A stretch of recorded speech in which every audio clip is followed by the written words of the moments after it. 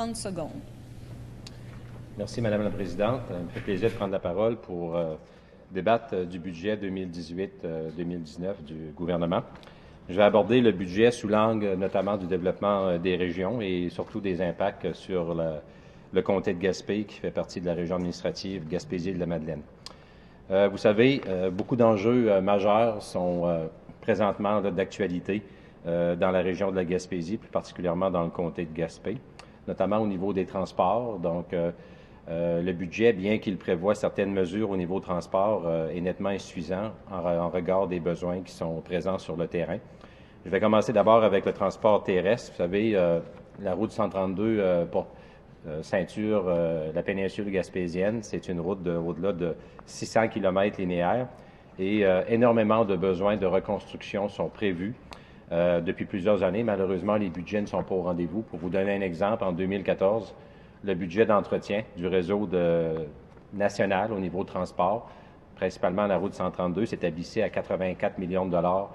Et dans les dernières années, le budget a été coupé et descendu jusqu'à 46 millions annuellement. C'est près de 120 millions de dollars qui ont été coupés dans les 4 dernières années, donc peu de projets de construction de routes et on se limite souvent à des travaux de resurfaçage ou d'entretien régulier. Ce qui fait qu'il y a des tronçons qui nécessitent des réparations depuis de nombreuses années.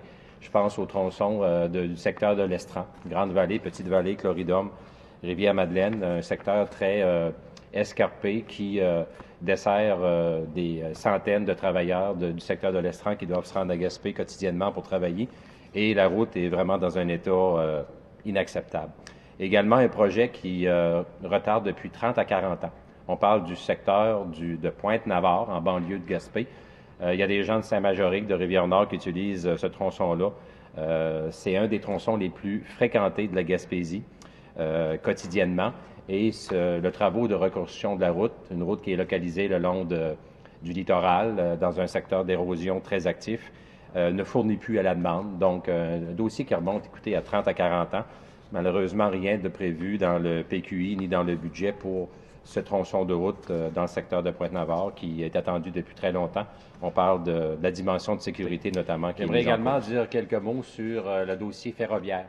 Depuis 4 ans, un peu plus même aujourd'hui, le chemin de fer est en arrêt de fonctionnement en Gaspésie et il y a bientôt 1 an, le gouvernement du Québec a annoncé une enveloppe de 100 millions de dollars qui serait dédiée pour réhabiliter le chemin de fer gaspésien. Malheureusement, après plus d'1 an, peu de travaux sont réalisés. On parle d'une enveloppe qui oscille autour de 4 millions de dollars qui aurait été investie strictement en études. Donc, peu de travaux sur le terrain et un chemin de fer qui est toujours absent pour supporter tant le transport des passagers que des marchandises. Je ne peux pas faire autrement qu'ouvrir une parenthèse sur l'usine, la cimenterie mécaniste de Port-Daniel, qui attend la réhabilitation du chemin de fer pour pouvoir exporter sa matière première, dossier extrêmement important, et également l'usine LM Wind Power de Gaspé, le seul fabricant de pales d'éoliennes en Amérique du Nord qui est installé chez nous, à Gaspé, et qui doit malheureusement exporter partout en Amérique du Nord à partir de la route nationale, ce qui est un impact négatif majeur pour la santé et la sécurité des usagers. On est une région touristique également, donc des conflits à ce niveau-là. L'érosion des berges, 100 km de route du côté de la MRC de la Haute-Gaspésie qui a été fermée il y a un peu plus d'1 an.